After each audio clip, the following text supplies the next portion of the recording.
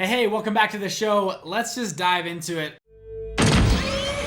A few days ago, was asked a question from a friend, Bridger. What's it like running a fund? What kind of weight do you have that you carry? Is a lot of work to manage other people's money? Can really anybody do this? And I cut him off there and I said, let me answer your question for you. And for people who watch this show for a while, you've seen I talk about funds very openly. I say, go start a fund, get into syndications, do all this great stuff, which I truly believe in. I believe funds is the most best profitable, lucrative vehicle on the planet to make money, to scale whatever you're doing. I believe that through and through. You guys listen to the show, you've seen that. So my friend asked me this question, and I said, well, number one, though, this is not for everybody. I said there is definitely a huge weight when you take on investor capital, a weight that you carry. And number two, if you are not deeply honest to your core, if you're not an honest type of person, you don't just default to honesty, you default to a lie, you try to get out of things, you're kind of a snaky type of person, you can look at yourself and understand that, running a fund is not the business model for you.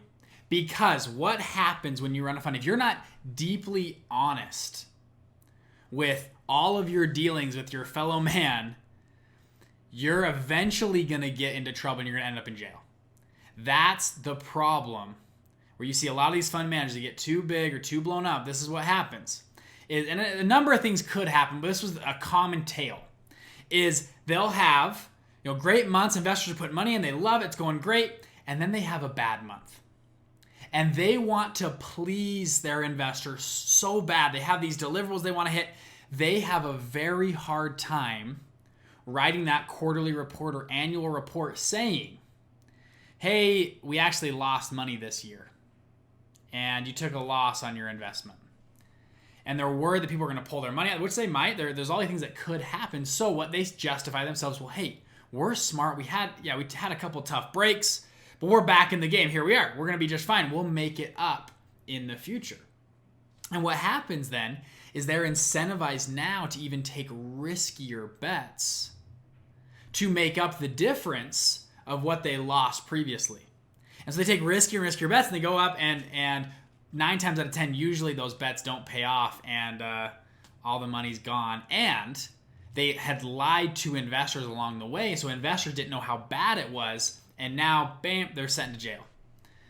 If your fund, by the way, I guess ask questions a lot. What happens if my fund fails, right? What goes on there?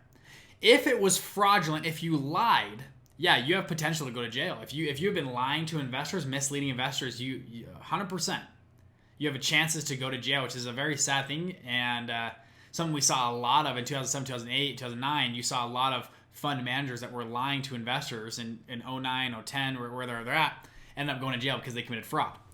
The other side of the coin, though, if your fund just fails, though, right? Let's just say the investments, you were 100% honest, the investments you did just didn't work out.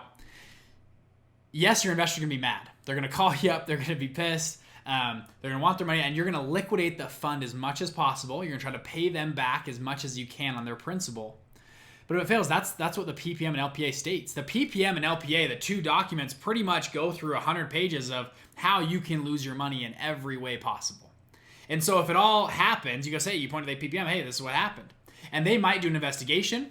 They might come look and run through your books. I actually had a family, kind of a close family member, this happened to them, and looked through all their books and looked at everything. And the SEC kind of finally came back and just said, just negligence. It was just, there's no fraud committed. There's no lying. It was just negligence on behalf of the partners, and the investors lost money.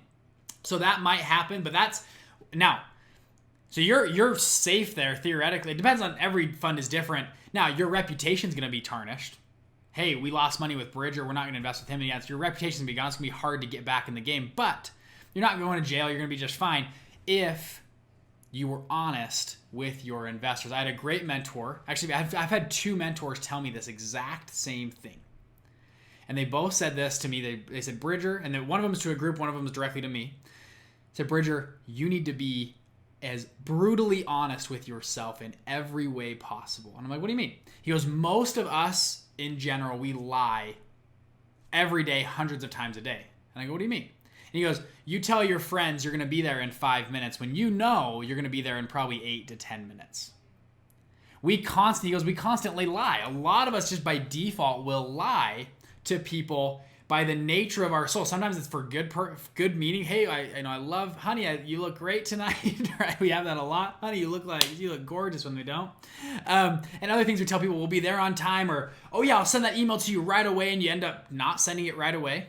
Or, hey, I'll connect to this person right now, and you don't. Or, hey, put me on the email thread. I'll make sure to respond right here, and we don't. There's a lot of these micro lies, and I had 2 mentors tell me, Bridger, you need to stop lying in the micro things. That's actually something you probably didn't expect me to go on this topic right here, did you? But we're here. We're going into it. But I've spent the last 2 weeks, again, I've had this out. This is my second time someone told me to do this, and I've been analyzing everything I say and do to other people. And I was looking like today, I've lied to like 10 people on small things that were not a big deal at all, right? But little things, right? Hey, can you pick that up for me? And I'll say, yeah, I'll grab that for you. Oh, can you get this on the way? Yeah. And, oh, sorry, I forgot. I slipped my mind. But I had promised to do something for somebody. Or I had misspoke. Or I didn't respond to somebody in the right time frame that I gave them. And I think we do a lot of these micro lies, and I've been actually working on it. So the reason I bring this up, this is kind of a random episode, but when you're thinking about running a fund, getting this game, if you're not the type of person that can write a letter to investors when you lose money, or if you're not the type of person that can true people up, sometimes when maybe it's not in the exact contract, but you gave someone your word that you would true them up on a certain deal or project, if you're not that type of person that can do that kind of thing and has done it in the past, everyone's honest until there's a $2 million difference sitting on a balance sheet depending on where it goes, you to somebody else. That's when it gets tested. That's when your honesty is tested. And I have seen time and time again, it's something I've been told about my dad. You guys have heard about my dad. If he's been on the show before, you've seen him. I've heard from a number of his partners, they say, your dad is the most honest person I've ever dealt with in my entire life. And they go, I trust him more than any other partner I've ever worked with, ever. I've had 3 partners tell me that about my dad. They go, I've had dozens of business partners in my life, and I've never had a better, more honest person with integrity business partner than your father. I would trust him with my will. If I died, I had one partner tell me, Bridger, if I die, I'm telling my wife to go talk to John Pennington because he'll help figure out the whole situation. And so I saw a great example in my dad, and he's probably, I don't know if he listens to this show or not, but love you, Dad, and thanks for the great example. But having a deep sense of honesty, I think, is absolutely crucial, especially when you're going to scale and take other people's money to that level and take on that kind of responsibility. If you just set from the beginning, we're going to be honest 98% of the time. It's 100%. You have to go for 100%, or you're going to fub up. If you don't say I'm going to be 100% honest in all my dealings with everybody, you're gonna mess up, and if things go down, investors are going to figure that out, and you might go to jail. You got to decide today to be 100% honest. So the question to you is, are you 100% honest with your dealings with your fellow man? And probably most of us aren't 100, like I mentioned before, answering emails on a certain time frame, lying to people. Number 2, I give you the challenge to be more honest. To be more honest with everything you say and do. I found out I lie to kids all the time, like nieces, nephews, family, kids, stuff like that. I lie to them all the time, right? I tell them little things that aren't true and for fun. And I've tried to analyze, is that the right thing to do or not? And I don't know, right? But I will give you the challenge to be 100% honest in every little thing you do. And it's a work in progress. It always is, but set that mindset, set that goal. Anyways, that's all I got for you guys today. Have a good week. Love you all. Bye.